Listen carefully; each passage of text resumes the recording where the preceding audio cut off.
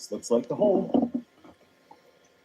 All right. Okay, this pipe actually goes way over the edge here and way down. So I'm going to stay away from this edge, and I'm going to do my camp on this side of the pipe.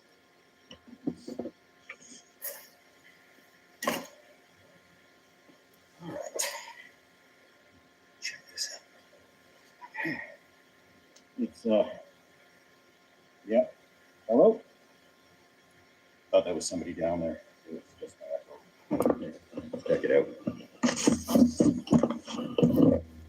Hello. So that way there is a bunch this way. Hello. Okay.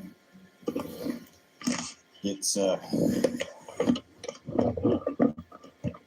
interesting little spot for the night.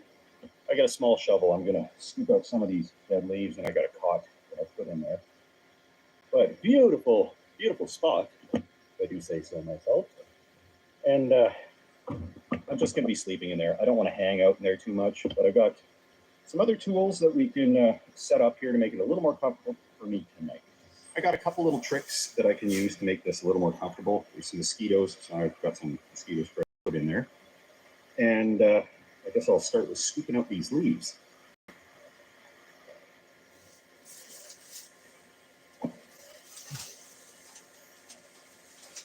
Gas it real good.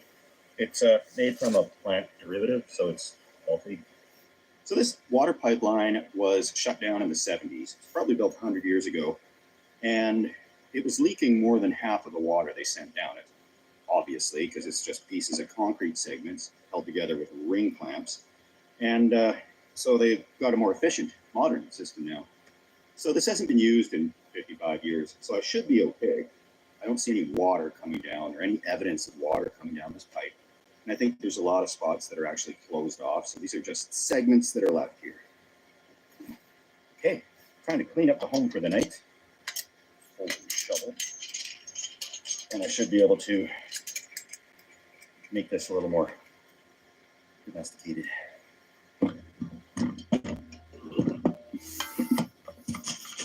a bit of airflow moving through here, and I think I know of a way to stop that from happening. But first things first, get off as much of this muck around here. It only seems to be right at this access port here.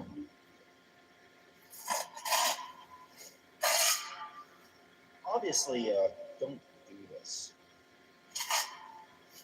I don't recommend this as an actual shelter.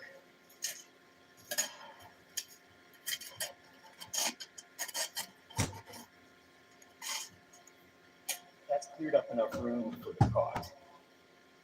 And I'm going to put the finishing touch on this. I've got an umbrella with me. And I don't like the concept that it could be bats in here. This isn't quite big enough. It could slow them down and might stop the echo a little. And I don't have to look at this on this pipe that never ends. Sticker up here with that pile of it. Doesn't really want to stay there. Let's see. I got an umbrella for each side of this pipe. So maybe this one's bigger. Yeah, that is pretty good. It's just perfect. This little umbrella is not cooperating. It was on clearance when I bought it. And I can understand why. At least I'm not stuck out in the rain with it. So one of them in, locking up that scary end. The other one that falls down way into the river over here. I don't see anything coming up that. Oh, there's not a bat in there right now. Let's see.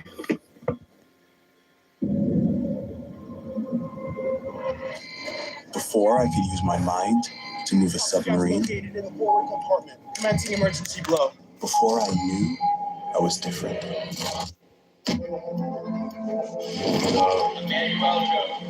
Before I understood what nuclear truly meant.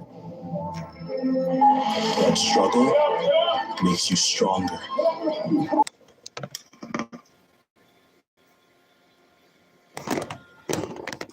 Scare any critters out of the pipe here.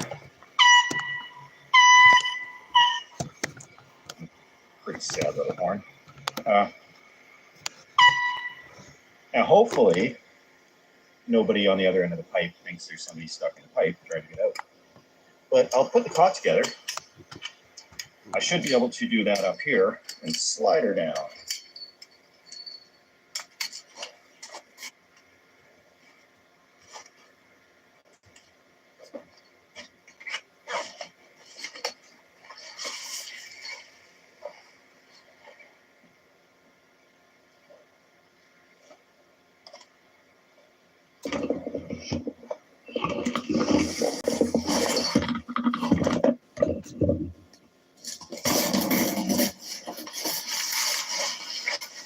I'm going to move the umbrella to the other side where something looks like a bat is hanging on the top there. And it's not going to stop at that, but you can see it.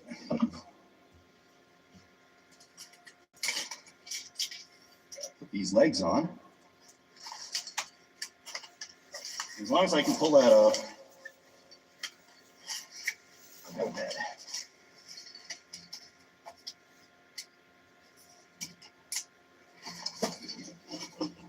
No problem.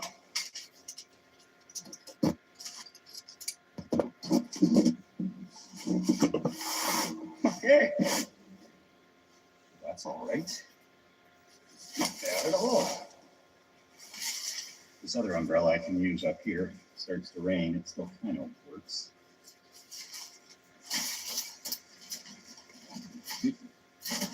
Cover the top of the hole. It's all done. And I'm not going to hang out in there all night. There's enough to see out here. And time to do that because shelter's ready for the night.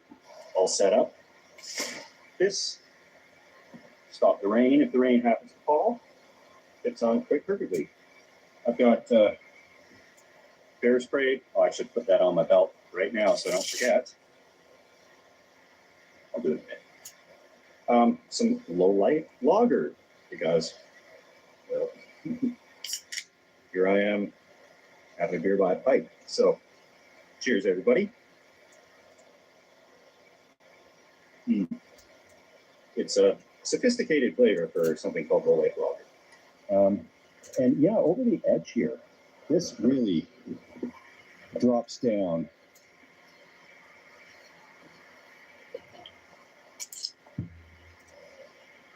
Like that.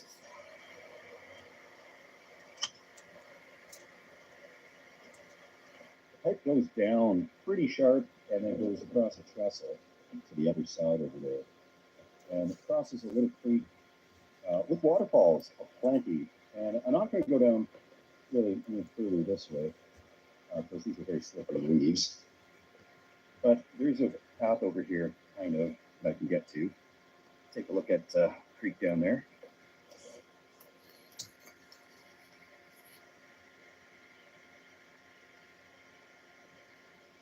There's a couple of segments of pipe down there, and I kind of think that when they were building it, they dropped a few, and being the early 1900s, they didn't really care about leaving it in a creek.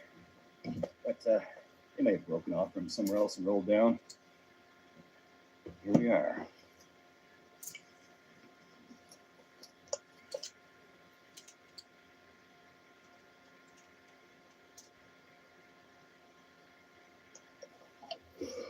Going this way on the pipe from where I came in, it's pretty level.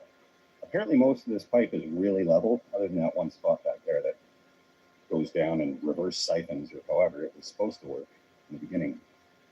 But these sections are about 4 feet wide, and I'm going to find where they join together so I can show you. Yeah, so these are just sections of concrete, maybe a little mortar, and then these ring clamps there. That's what they were relying on to hold the water pressure in. So times have changed, technologies have evolved.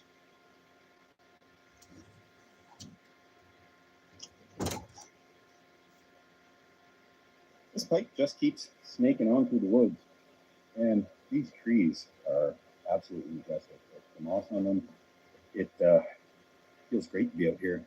I really do love the trees and the mountains and the moss, but at a certain time of day, right now, it's dark and a little cool. And I can see the sun up there. If I was a little taller up there, I'd be sitting in the sun right now. But instead, I'm sitting on a mossy old hike in the woods.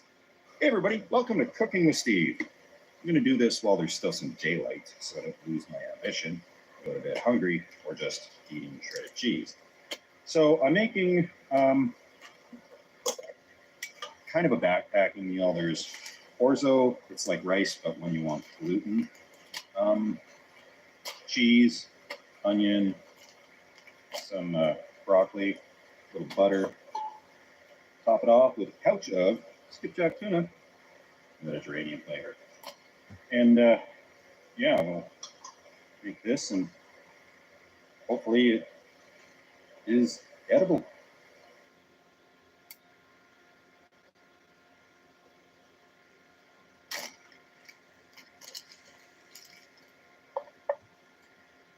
I'm just going to saute these onions and some butter here. Then I'll throw the rest in and let it boil.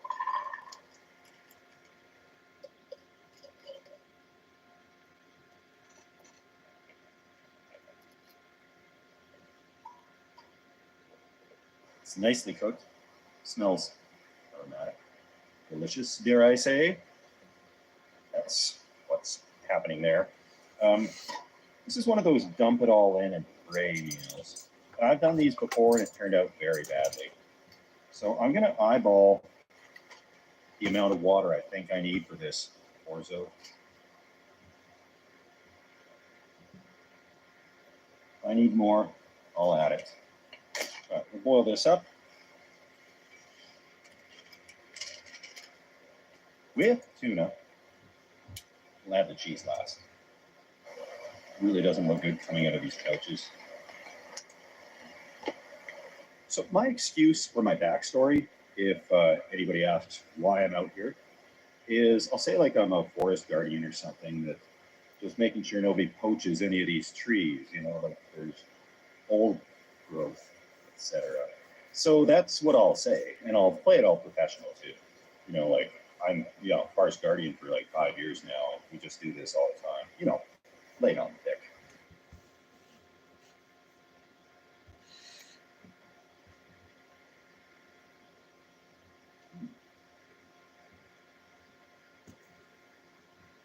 It's done. It needs more cheese. Mm-hmm. Mm. Yeah, this is actually pretty good. This is one of those like purely backpacking meals. A lot of the stuff is all shelf stable, other than broccoli and cheese, but it looks like a hot mess. It's a dump meal where you dump a bunch of stuff in the pot and boil it. Sometimes it's good, like today, and sometimes they're not too good. But after a long day of hiking, which I did not do, this would be quite nice. I did a small day of hiking together. But any warm food on a cool evening